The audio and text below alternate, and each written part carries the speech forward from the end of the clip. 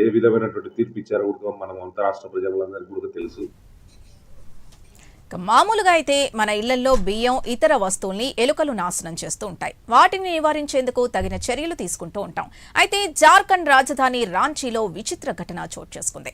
ఒకటి కాదు రెండు కాదు, ఏకంగా 675 కిలోల డోడా పౌడర్ ని ఎలుకలు ఆరగించాయి. ఇప్పుడు ఈ ఘటన పెను సంచలనంగా మారింది. ఎలుకల తీరుతో కొంతమంది నిర్దోషిగా జైలు నుంచి బయటకొచ్చారు.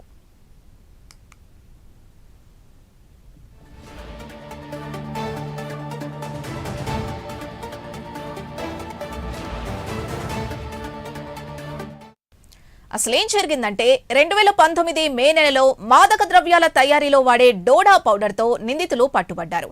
నిందితుల దగ్గర నుంచి 45 సంచుల్లో 675 కిలోల పౌడర్ ని నామ్కుమ్ పోలీసులు స్వాధీనం చేసుకున్నారు. వాటిని పోలీస్ స్టేషన్ బయట నిల్వ ఉంచారు. ఇంకే ఉంది, ఎలుకలు పౌడర్ ని స్వాహా చేశాయి.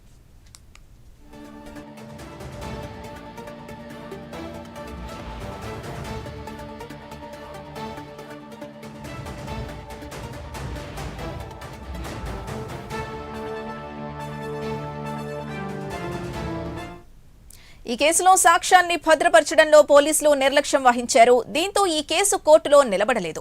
ప్రాసిక్యూషన్ వాదనలో లొసుగుల కారణంగా అరెస్టైన 2 నిందితులు నిర్దోషులుగా కోర్టు ప్రకటించింది. సాక్షుల వాంగ్మూలాలతో పాటు చూపిన ఆధారాల్లోనూ పొంతన లేదని జడ్జి స్పష్టం చేశారు. నిందితుల్ని నిర్దోషులుగా ప్రకటించారు.